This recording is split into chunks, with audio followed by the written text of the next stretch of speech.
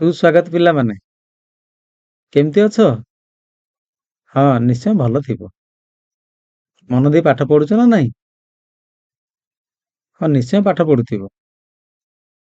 ଗଲା ଅଧ୍ୟାୟରେ ଦିଦି ତମକୁ ଭାରତର ଭୌଗୋଳିକ ବିବିଧତା ବିଷୟରେ କେତେ କଣ ପଢେଇଥିଲେ ଆଉ ବୁଝେଇଥିଲେ। ସେଗୁଡିକ ସବୁ ମନେ ରଖିଛ ତ? ହଁ, ନିଶ୍ଚୟ ମନେ ରଖିଥିବ। ଦେଖିବା କେତେ ତୁମେ ମନେ ରଖିଛ? ଟିକେ ସେ ବିଷୟରେ ମୁଁ ତୁମଠୁ ଜାଣିବି। କେତେ ମନେ ରଖିଛ, କଣ କରିଛ, କେତେ ବୁଝିଲ କ୍ଲାସରେ, ସେ ସମ୍ପର୍କରେ ମୁଁ ଟିକେ ତମମାନଙ୍କୁ ଜାଣିବି ଏବଂ ବୁଝିବି। ଆସ ଆମେ ମନେ ପକେଇବା। ମୁଁ ତୁମକୁ କେତୋଟି ପ୍ରଶ୍ନ ପଚାରିବି, ତୁମେ ମତେ ତାର ଉତ୍ତର କହିବ। ଏବେ ମୁଁ ତୁମକୁ ପ୍ରଶ୍ନ ପଚାରୁଛି, କହିଲ ଦେଖି, ଭାରତର ପ୍ରଥମ ମହାକାଶଚାରୀ କିଏ? କହିଲ, କଣ ହବ ଏହାର ଉତ୍ତର? ହଁ, ଠିକ ଅଛି। ଏହାର ଉତ୍ତର ହେଉଛି ଶ୍ରୀ ରାକେଶ ଶର୍ମା। ଏବେ ଆମେ ଆଉ ଗୋଟେ ପ୍ରଶ୍ନ ଦେଖିବା। ମୁଁ ତୁମକୁ ପଚାରୁଛି, ଭାରତର ପଡୋଶୀ ଦେଶ ଗୁଡିକର ନାମ କହିଲ। କଣ ହବ ସେଗୁଡିକ? ହଁ, ତୁମେ କୁହ। ଠିକ ଅଛି। ହଁ, ପାକିସ୍ତାନ, ବାଂଲାଦେଶ, ନେପାଳ, ଭୁଟାନ, ଶ୍ରୀଲଙ୍କା ଓ ମିଆଁମାର। ଏବେ ପିଲାମାନେ, ତୁମକୁ ମୁଁ ଆଉ ଗୋଟିଏ ପ୍ରଶ୍ନ ପଚାରିବି, ତୁମେ ମତେ ତାର ଉତ୍ତର ଦେବ। ଭାରତର ଉତ୍ତରରେ ଏକ ପ୍ରାକୃତିକ ପ୍ରତିବନ୍ଧକ ରୂପେ କେଉଁ ପର୍ବତମାଳା ରହିଛି? ତାର ଉତ୍ତର କଣ ହବ? କହିଲ, କଣ ହବ ତାର ଉତ୍ତର? ତାର ଉତ୍ତର ହେଉଛି ହିମାଳୟ ପର୍ବତମାଳା। ଏହାପରେ ଆମେ ଗୋଟିଏ ଫଟୋ ଦେଖିବା। ପିଲାମାନେ, ଏଇ ବିଶାଳ ପ୍ରାଚୀର ସଦୃଶ ପର୍ବତମାଳାର ନାମ ହେଉଛି ହିମାଳୟ ପର୍ବତମାଳା। ଏବେ ଆଉ ଗୋଟିଏ ଫଟୋ ଦେଖିବା। ଉପଗ୍ରହ ଦ୍ୱାରା ଉତ୍ତୋଳନ କରାଯାଇଥିବା ହିମାଳୟର ଫଟୋଟିକୁ ଦେଖ। ଏହା ହିମାଳୟର ଫଟୋ। ପିଲାମାନେ, ଏଇ ଧଳା ରଙ୍ଗର ଅଂଶ ଗୁଡିକ କଣ ବୋଲି ତୁମେ ଭାବୁଛ? ହଁ, ତୁମେ ଠିକ ଭାବୁଛ। ଏଗୁଡିକ ବରଫ। ହିମାଳୟ ପର୍ବତ ଗୁଡିକରେ ବର୍ଷ ସାରା ବରଫପୂର୍ଣ୍ଣ ହୋଇ ରହିଥାଏ। ଏବେ ପିଲାମାନେ, ତୁମେ ଗୋଟେ ଭିଡିଓ ଦେଖ। କଣ ସବୁ ଦେଖୁଛ, ଲକ୍ଷ୍ୟ କରୁଛ ତୁମେ ଏଥିରୁ? ତୁମେ ଜାଣିଛ ପିଲାମାନେ, ନିକଟରୁ ଦେଖିଲେ ହିମାଳୟର ପର୍ବତମାଳା ଗୁଡିକ ଆକାଶକୁ ଛୁଇଁଲା ପରି ମନେ ହେଉଛି, ନା ନାଇଁ? ଏହି ପର୍ବତ ଶ୍ରେଣୀରେ ଦୈର୍ଘ୍ୟ ହେଉଛି ପ୍ରାୟ 2500 କିଲୋମିଟର। ଏବେ ଆମେ ଆଉ ଗୋଟେ ଚିତ୍ର ଦେଖିବା। ଏଇ ଚିତ୍ରକୁ ଦେଖ। ଏଇ ଚିତ୍ରକୁ ଦେଖିଲ, ହିମାଳୟରେ ଥିବା ପର୍ବତ ଗୁଡିକ କେତେ ଉଚ୍ଚ ଭଳି ଜଣା ପଡୁଛି। ଦେଖିଲେ ବେଶ ମଜା ଲାଗୁଛି ନା?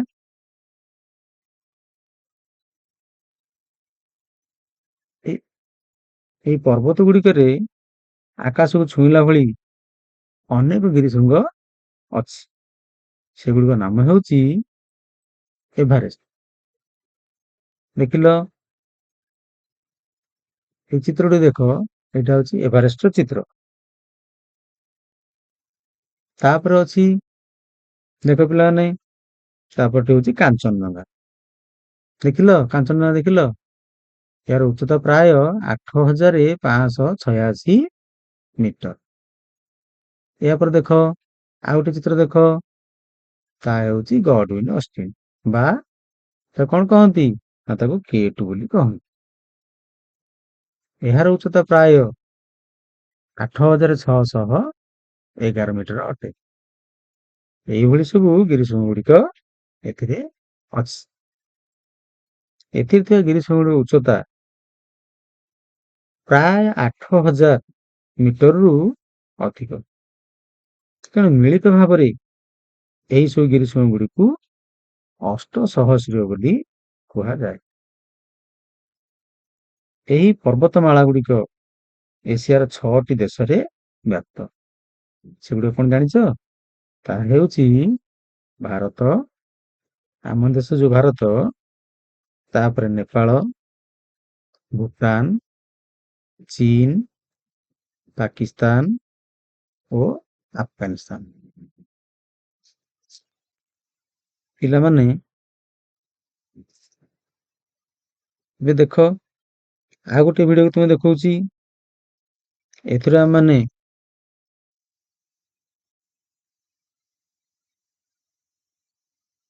ଗଙ୍ଗା ନଦୀରୁ ପ୍ରବାହିତ ନଦୀ ଗୁଡ଼ିକ ବିଷୟରେ ଜାଣିବା। ଗ୍ରୀଷ୍ମ ଋତୁରେ ହିମାଳୟ ପର୍ବତମାଳାରେ ଥିବା ବରଫ ତରଳେ। ଏହା ଗଙ୍ଗା, ବ୍ରହ୍ମପୁତ୍ର, ସିନ୍ଧୁ ଆଦି ପ୍ରମୁଖ ନଦୀ ଗୁଡ଼ିକୁ ଜଳ ଯୋଗାଇଥାଏ। ଏହି ନଦୀ ଓ ସେମାନଙ୍କ ଉପନଦୀ ଗୁଡ଼ିକ କୋଟି କୋଟି ଜନସାଧାରଣଙ୍କୁ ପାନୀୟ ଜଳ, କୃଷି ଓ କଳକାରଖାନାକୁ ଜଳ ଯୋଗାଇଥାଏ। ସେଥିପାଇଁ ହିମାଳୟକୁ ଏସିଆର ଜଳଦୁର୍ଗ ବା ୱାଟର ଟାୱାର ଅଫ ଏସିଆ ବୋଲି ଆଖ୍ୟା ଦିଆଯାଇଅଛି।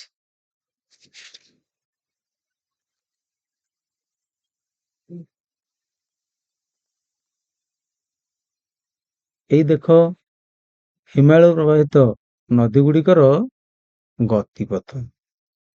ଏଥିରୁ ପ୍ରବାହିତ ଜଳ କିପରି ନାନା ପ୍ରକାର କାମରେ ସବୁ ବ୍ୟବହାର କରାଯାଉଛି। ଏଥିରୁ କୃଷି ପାଇଁ ଜଳ, ଜଳ ବିଦ୍ୟୁତ ଉତ୍ପାଦନ ଇତ୍ୟାଦି ସବୁ କାର୍ଯ୍ୟ କରାଯାଉଅଛି। ହିମାଳୟ ଅନେକ ସଂସ୍କୃତି, ଆସ୍ଥା ଓ ଉଦ୍ଭବ ପାଇଁ ଗୁରୁତ୍ୱପୂର୍ଣ୍ଣ ଭୂମିକା ଗ୍ରହଣ କରିଛି। ଭାରତୀୟ ସଂସ୍କୃତିରେ ପର୍ବତ ଗୁଡ଼ିକୁ ପବିତ୍ର ବୋଲି ବିବେଚନା କରାଯାଏ। ସେଥିପାଇଁ ସେଠାରେ ଅନେକ ମଠ, ମନ୍ଦିରମାନ ଗଢ଼ି ଉଠିଛି। ଏହା ପୃଥିବୀର କୋଣ ଅନୁକୋଣରୁ ସନ୍ନ୍ୟାସୀ ଓ ଭଗବତ ପ୍ରେମୀମାନଙ୍କୁ ପୂଜା ଧ୍ୟାନ ନିମନ୍ତେ ଆକର୍ଷିତ କରିଥାଏ। ଦେଖିଲେ ପିଲାମାନେ, ହିମାଳୟ କିପରି ଆସ୍ଥା ଓ ସଂସ୍କୃତିର ମହାକୁମ୍ଭ ଅଟେ। ଏହା ଏକ ପବିତ୍ର ଭୂମି, ଯେଉଁଠି ପର୍ବତ ଗୁଡ଼ିକୁ ପୂଜା କରାଯାଏ। ଏହା ଅନେକ ମଠ, ମନ୍ଦିରର ବାସସ୍ଥଳୀ, ସନ୍ନ୍ୟାସୀ, ଭଗବତ ପ୍ରେମୀଙ୍କ ପାଇଁ ଶାନ୍ତି ଓ ଧ୍ୟାନର କେନ୍ଦ୍ର ଅଟେ।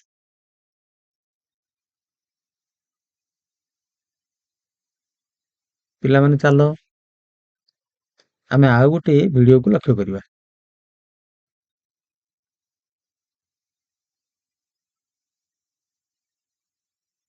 ଏହା ହେଉଛି ଗଙ୍ଗାର ପ୍ରମୁଖ ଉପନଦୀ ଭାଗୀରଥୀ, ଉତ୍ତରାଖଣ୍ଡର ଗୋମୁଖ, ଯାହାକି ଗାଈର ମୁହଁ ବୋଲି କହନ୍ତି, ନାମକ ସ୍ଥାନରୁ ଉତ୍ପତ୍ତି ଲାଭ କରିଛି।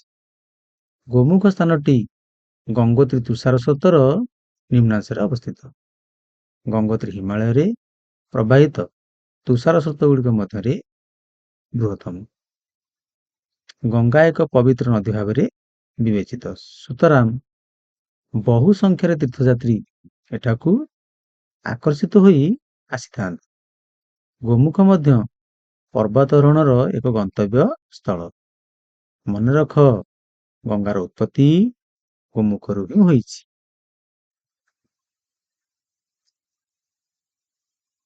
এই ଚିତ୍ରଟିକୁ ଦେଖିଲେ ପିଲେ, ଏଥିରେ କଣ ସବୁ ଦେଖୁଛ? ଭାରତର ମାନଚିତ୍ରରେ ଉତ୍ତରାଖଣ୍ଡକୁ ଲକ୍ଷ୍ୟ କର। ଏହି ଗୋମୁଖ ସ୍ଥାନକୁ ଦେଖ। ଏହା 4000 ମିଟର ଉପରେ ରହିଛି। ଗଙ୍ଗା ନଦୀର ଉପନଦୀ ଭାଗୀରଥୀ ନଦୀ ତତ୍ସହିତ ଏଥିରେ ଦେବପ୍ରୟାଗ, ଋଷିକେଶ, ହରିଦ୍ୱାର ପରି ପବିତ୍ର ସ୍ଥାନ ଗୁଡ଼ିକ ରହିଛି। ଏହାପରେ ପିଲାମାନେ, ମୁଁ ତୁମକୁ ଏକ କୌତୂହଳପୂର୍ଣ୍ଣ କାହାଣୀ ଶୁଣାଇବାକୁ ଯାଉଛି।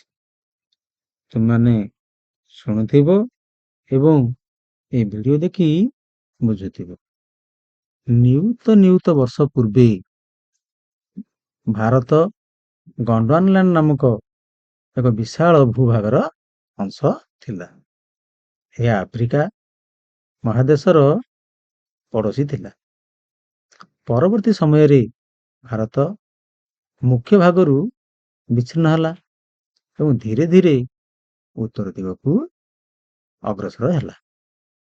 ପ୍ରାୟ 50 ନିୟୁତ ବର୍ଷ ପୂର୍ବେ ଏହା ୟୁରେସିଆ, ୟୁରୋପ ଯୁକ୍ତ ଏସିଆ ଭୂଭାଗର ନିକଟବର୍ତ୍ତୀ ହେଲା ଏବଂ ଏହା ସହ ଧକ୍କା ଖାଇଲା। ୟୁରେସିଆ ଭୂଭାଗକୁ ଠେଲିବା ଯୋଗୁଁ ତତ୍ ମଧ୍ୟସ୍ଥ ସ୍ଥଳଭାଗ କୁଞ୍ଚିତ ହୋଇ ଊର୍ଦ୍ଧ୍ୱଗାମୀ ହେଲା। ଏହି ପ୍ରକ୍ରିୟାକୁ ଏକ ଗାଲିଚାକୁ ଠେଲିବା ଯୋଗୁଁ ସେଥିରେ ପଡୁଥିବା ଭାଙ୍ଗ ସହ ତୁଳନା କରାଯାଇପାରେ। ଏହିପରି ଭାବେ ବିଶାଳ ହିମାଳୟ ପର୍ବତ ସୃଷ୍ଟି ହୋଇଛି। ଏବେ ପିଲାମାନେ ହିମାଳୟ ପର୍ବତମାଳାକୁ କେତୋଟି ପର୍ବତ ଶ୍ରେଣୀରେ ବିଭକ୍ତ କରାଯାଇଛି ଆମେ ତାକୁ ଦେଖିବା। ହିମାଳୟ ପର୍ବତମାଳାକୁ ମୁଖ୍ୟତଃ 3ଟି ପର୍ବତ ଶ୍ରେଣୀରେ ବିଭକ୍ତ କରାଯାଇଛି। ସେଗୁଡ଼ିକ ହେଉଛି ହିମାଦ୍ରି ବା ବୃହତ ହିମାଳୟ, ହିମାଚଳ, ମଧ୍ୟ ହିମାଳୟ ଏବଂ ଆଉ ଗୋଟିଏ ହେଉଛି ସିଅଲିକ୍ ବା ବାହ୍ୟ ହିମାଳୟ। ଏବେ ଆମେ ବୃହତ ହିମାଳୟ ବା ହିମାଦ୍ରି ବିଷୟରେ ଆମେ ଏକ ଭିଡ଼ିଓ ଦେଖିବା। ଭିଡ଼ିଓଟି ଦେଖ ଏବଂ କେତେ ସୁନ୍ଦର ହେଇଛି ଦେଖ ଭିଡ଼ିଓଟି। ଏ ସମ୍ପର୍କରେ କ'ଣ ଜାଣୁଛ, କ'ଣ ଦେଖୁଛ, ତାକୁ ଟିକେ ଭଲ କି ପରଖି ନିଅ। ଭିଡ଼ିଓଟି ଦେଖ। ହିମାଳୟର ସର୍ବୋଚ୍ଚ ଏବଂ ଦୁର୍ଗମ ଅଂଶ, ଏଥିରେ ମାଉଣ୍ଟ ଏଭରେଷ୍ଟ ଓ କାଞ୍ଚନଜଙ୍ଗା ଭଳି ନଭଶ୍ଚୁମ୍ବୀ ଗିରିଶୃଙ୍ଗ ଅଛି। ଏହି ପର୍ବତ ଶ୍ରେଣୀ ବର୍ଷ ସାରା ବରଫାବୃତ ରହିଥାଏ। ଜୀବନ ଏଠାରେ ଦୁର୍ବିଷହ ହୋଇଥିବାରୁ ଏଠାରେ କୌଣସି ଜନବସତି ଦେଖାଯାଏ ନାହିଁ। ଏବେ ଆମେ ଦେଖିବା ପରବର୍ତ୍ତୀ ଗୋଟିଏ ଭିଡ଼ିଓ ଦେଖିବା ଆମେ। ଦେଖିଲେ ପିଲେ, এই ଭିଡ଼ିଓଟି କେତେ ସୁନ୍ଦର ହେଇଛି, ଏକୁ ମନ ଦେଇ ଦେଖ। ଏହା କିଭଳି ହୋଇଛି, ବହୁତ ସୁନ୍ଦର ଭିଡ଼ିଓ ନା? ଏଭଳି ଭିଡ଼ିଓ ଦେଖିଥିଲେ ଆଗରୁ କେବେ? ଦେଖ କେତେ ସୁନ୍ଦର ହେଇଛି ଜାଗାଟି, ଖୁବ୍ ମନଲୋଭା, ନାଇଁ କି? ଦେଖିଲ କେତେ ସୁନ୍ଦର ହେଇଛି। ଏହା ପରେ ଆମେ ଦେଖିବା ଏହା ପରବର୍ତ୍ତୀ ଯୋଉ ଆମର ମଧ୍ୟ ହିମାଳୟର ସମ୍ପର୍କରେ ଜାଣିବା। ସର୍ବୋଚ୍ଚ ହିମାଳୟର ଦକ୍ଷିଣରେ ଏହା ଅବସ୍ଥିତ। ଏଠାକାର ସୁଷମ ଜଳବାୟୁ, ସମୃଦ୍ଧ ଜୈବ ବିବିଧତା ଓ ଜନବସତି ସୃଷ୍ଟି ପାଇଁ ଅନୁକୂଳ ପରିବେଶ ସୃଷ୍ଟି କରିଥାଏ। ନୈନିତାଲ ଯାହାକି ଉତ୍ତରାଖଣ୍ଡରେ ଅବସ୍ଥିତ, ଦାର୍ଜିଲିଂ ପଶ୍ଚିମବଙ୍ଗରେ ଅବସ୍ଥିତ, ସିମଲା ହିମାଚଳ ପ୍ରଦେଶ ଓ ମସୌରୀ ଉତ୍ତରାଖଣ୍ଡ ଆଦି ପ୍ରସିଦ୍ଧ ଶୈଳନିବାସ ମାନ ଏଠାରେ ରହିଛି। ଏବେ ଆମେ ଏହା ପରେ କ'ଣ ଅଛି ଜାଣିବା। ଏହା ପରେ କ'ଣ ଅଛି କହିଲ? କ'ଣ ଥିବ? କ'ଣ କହିଥିଲି ତୁମକୁ? 3ଟି ଅଂଶ ଯୋଉ କହିଥିଲି, ମଧ୍ୟ ହିମାଳୟ ପରେ କ'ଣ ଆସିବ? ସିଅଲିକ୍ ଆସିବ, ବା ଯୋଉଟାକୁ ଆମେ କହୁଥାଏ ବାହ୍ୟ ହିମାଳୟ, ନାଇଁ କି? ତାହେଲେ ଆମର ବାହ୍ୟ ହିମାଳୟ ବା ସିଅଲିକ୍ ହିମାଳୟ ପର୍ବତମାଳାର ବାହ୍ୟାଂଶ ବା ଦକ୍ଷିଣ ଭାଗରେ ଅବସ୍ଥିତ ନିମ୍ନତମ ପର୍ବତ ଶ୍ରେଣୀ। ଏହା ଅନେକ ଛୋଟ ଛୋଟ ପାହାଡ଼କୁ ନେଇ ଗଠିତ, ଘଞ୍ଚ ଜଙ୍ଗଲରେ ପରିପୂର୍ଣ୍ଣ। ଏହାର ପାଦଦେଶ ବନ୍ୟପ୍ରାଣୀ ସମୃଦ୍ଧ। ଏହି ଅଞ୍ଚଳଟି ହିମାଳୟ ଓ ଗାଙ୍ଗେୟ ଉତ୍ତର ସମତଳ ଅଞ୍ଚଳର ଏହା ମଧ୍ୟସ୍ଥ ଅଞ୍ଚଳ ଅଟେ। ସେ ପିଲାମାନେ, ଏହାପରେ ଆମେ ଦେଖିବା ଯେ ଆମର କାଠ କୁନି କିମ୍ବା ଘାଜି ଦେୱାରୀ। ଦେଖିଲ କେମିତି ହେଇଛି, ଦେଖିପାରୁଛ? এটা କ'ଣ ଦେଖିଲ? এটা ହେଉଛି କାଠ କୁନି। ପଶ୍ଚିମ ହିମାଳୟ ଅଞ୍ଚଳରେ ପାରମ୍ପରିକ ପଦ୍ଧତିରେ ନିର୍ମିତ ଘରଗୁଡ଼ିକ ତାକୁ କାଠକୁନି କିମ୍ବା ଧାଜି ଦୁଆରି ବୋଲି କୁହାଯାଏ। ଏଥିରେ ସ୍ଥାନୀୟ ଭାବରେ ମିଳୁଥିବା ପଥର ଆଉ କାଠ ବ୍ୟବହାର କରାଯାଇଥାଏ। ଏହାର ସ୍ୱତନ୍ତ୍ର ନିର୍ମାଣ ଶୈଳୀ ଘରକୁ ଉଷ୍ମ ରଖିବା ସଙ୍ଗେ ସଙ୍ଗେ ଏହା ମୃଦୁ ଭୂକମ୍ପ ଜନିତ କ୍ଷୟକ୍ଷତି ରକ୍ଷା କରିଥାଏ। ବୁଝିପାରିଲ? ଭୂମିକମ୍ପରୁ ଏହା କଣ କରେ? ରକ୍ଷା କରେ। ତେବେ ଆମେ ଏହା ପରେ ଦେଖିବା ହିମାଚଳ ପ୍ରଦେଶ ଅନ୍ତର୍ଗତ ବୃହତ ହିମାଳୟର ଜାତୀୟ ଉଦ୍ୟାନ। ତୁମେ ସବୁ ଉଦ୍ୟାନ ଦେଖିଛ ନା ନାହିଁ? ଜାଣିଛ ନା ନାହିଁ? ଜାଣିଛ? ଏବେ ଏଠାରେ କଣ ଅଛି ସବୁ ଜାତୀୟ ଉଦ୍ୟାନ ସେ ସମ୍ପର୍କରେ ଜାଣିବା। ହିମାଚଳ ପ୍ରଦେଶ ଅନ୍ତର୍ଗତ ବୃହତ ହିମାଳୟସ୍ଥ ଜାତୀୟ ଉଦ୍ୟାନରେ ବହୁ ପ୍ରକାରର ଉଦ୍ଭିଦ, ପ୍ରାଣୀ ଏବଂ ଜୀବଜନ୍ତୁ ରହିଛନ୍ତି। ୟୁନେସ୍କୋ ଦ୍ୱାରା ଏହା ବିଶ୍ୱ ଐତିହ୍ୟ ସ୍ଥଳୀର ମାନ୍ୟତା ପାଇଛି।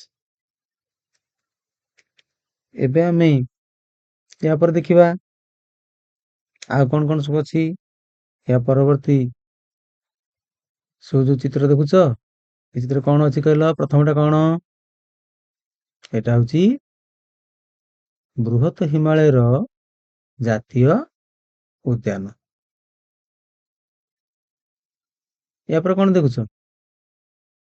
ମୟୂର ଚିତ୍ରଟି ଅଛି, ଏହା ହଉଛି ହିମାଳୟ ମୋନାଲ। ତୁମେ ସବୁ ମଠ ଦେଖିଥିବ। ତାପରେ ଦେଖ କଣ ଅଛି, ଏଇଟା ଅଛି ଲଦାଖସ୍ଥ ମଠ। ତାପରେ କଣ ଅଛି କହିଲେ ପିଲେ? ଏଠି ଗୋଟେ ନଦୀ ଅଛି। ଏ ନଦୀର ନାଁ କଣ? ହିମାଚଳ ପ୍ରଦେଶ ସ୍ଥିତ ସେଟା ହଉଛି ବେୟାସ ନଦୀ। ଦେଖ 5 ନମ୍ବର ଚିତ୍ରଟି ଦେଖିଲ, କଣ ଚିତ୍ର ଦେଖୁଛ? ଏଇଟା ହଉଛି ତୁଷାର ଚିତାବାଘ। ମାନେ ଏହା ଧଳା ରଙ୍ଗର ଦେଖାଯାଉଛି, ନାଇଁ କି? ତୁଷାର ଭଳି ଦେଖାଯାଉଛି, ବରଫ ଭଳି ଦେଖାଯାଉଛି। ତାପରେ ତୁମେ ବଜାର ଦେଖିଥିବ। ହିମାଳୟରେ ମଧ୍ୟ ଏକ ସ୍ଥାନୀୟ ବଜାର ଅଛି। ଏ ବଜାରରେ କେତେ ଜିନିଷ ସବୁ ବିକା ହଉଛି ଦେଖୁଛ? ଏହା ହଉଛି ହିମାଳୟର ଏକ ସ୍ଥାନୀୟ ବଜାର। ତାପରେ ଆଉ କଣ ଦେଖୁଛ? ଆଉ ଚିତ୍ରଟି ଦେଖିଲେ ଶେଷ ଚିତ୍ରଟି କଣ ଅଛି? ତାହା ହଉଛି କଣ? 7 ନମ୍ବର ଚିତ୍ରଟି କଣ? ଏଇଟା ହଉଛି ରୋଡୋଡେଣ୍ଡ୍ରନ୍ ନାମକ ଏକ ଫୁଲ। ଏକ ସୁନ୍ଦର ଫୁଲଟି, ବହୁତ ସୁନ୍ଦର ଫୁଲ। ଏଟା କେବଳ ହିମାଳୟ ଅଞ୍ଚଳରେ ହିଁ ଫୁଲଟି ଦେଖାଯାଇଥାଏ। ଏହା ଅନ୍ୟ ଅଂଶରେ ଦେଖାଯାଏ ନାହିଁ। କେବଳ ଭାରତର ହିମାଳୟ ଅଂଶରେ ଏହା ଦେଖାଯାଇଥାଏ। ଏହିଭଳି ଅନେକ ମନୋରମ ସ୍ଥାନ ହିମାଳୟ ପର୍ବତମାଳା ଅଞ୍ଚଳରେ ଆମର ସବୁ ରହିଛି। ପିଲାମାନେ, ଆଜି ଆମେ ସବୁ କଣ ପଢିଲେ ସେ ବିଷୟରେ ଟିକେ ମନେ ପକେଇବା। ହିମାଳୟରେ ଥିବା ଗିରିଶୃଙ୍ଗ ଗୁଡ଼ିକର ଉଚ୍ଚତା 8000 ମିଟରରୁ ଅଧିକ ଅଟେ। ତେଣୁ ହିମାଳୟର ଗିରିଶୃଙ୍ଗ ଗୁଡ଼ିକୁ ଅଷ୍ଟ ସହସ୍ର ବୋଲି କହନ୍ତି। ଗ୍ରୀଷ୍ମ ଋତୁରେ ହିମାଳୟରେ ଥିବା ବରଫ ଗୁଡ଼ିକ ତରଳିଲେ ତାହା ଗଙ୍ଗା ନଦୀ ଏବଂ ତାର ଉପନଦୀ ଗୁଡ଼ିକରେ ପ୍ରବାହିତ ହୋଇଥାଏ ଏବଂ ତା ବର୍ଷ ସାରା ଜଳ ଯୋଗାଏ। ତେଣୁ ହିମାଳୟକୁ ଏସିଆର ଜଳଦୁର୍ଗ ବୋଲି କହନ୍ତି। ଗଙ୍ଗା ନଦୀର ଉତ୍ପତ୍ତି ସ୍ଥଳ ଗୋମୁଖରୁ ହୋଇଛି ଏବଂ ଗଙ୍ଗୋତ୍ରୀ ହିମାଳୟରେ ଥିବା ତୁଷାରସ୍ତୂପ ଗୁଡ଼ିକ ମଧ୍ୟରେ ତାହା ହେଉଛି ବୃହତ୍ତମ ଅଟେ। ଭାରତ ୟୁରେସିଆ ପ୍ଲେଟ୍ ସହିତ ଧକ୍କା ଖାଇବା ଫଳରେ ହିମାଳୟର ସୃଷ୍ଟି ହୋଇଛି। ହିମାଳୟ ସଂସ୍କୃତ ଶବ୍ଦରୁ ଉଦ୍ଧୃତ। ଏହା ଦୁଇଟି ଶବ୍ଦ, ଗୋଟେ ହେଉଛି ହିମ ଏବଂ ଆଉ ଗୋଟେ ହେଉଛି ଆଳୟ। ହିମ କହିଲେ ବରଫକୁ ବୁଝାଏ ଏବଂ ଆଳୟ କହିଲେ ଘରକୁ ବୁଝାଏ। ତେଣୁ ହିମାଳୟର ଅର୍ଥ ହେଉଛି ବରଫ ଘର। ପିଲାମାନେ, ଆଜିର କାଳାଂଶରେ ଆମେ ହିମାଳୟର ସୃଷ୍ଟି ସମ୍ପର୍କରେ ବହୁତ କିଛି ଜାଣିଲେ ନା? ଆଗାମୀ କାଳାଂଶରେ ଆମେ ଆହୁରି କିଛି ଅଧିକ ପଢିବା। ଆଜି ପାଇଁ ଏତିକି, ରହୁଛି। ଧନ୍ୟବାଦ। ଖୁସିରେ ଶିଖିବା ସମସ୍ତଙ୍କର ଅଧିକାର। ନମସ୍କାର।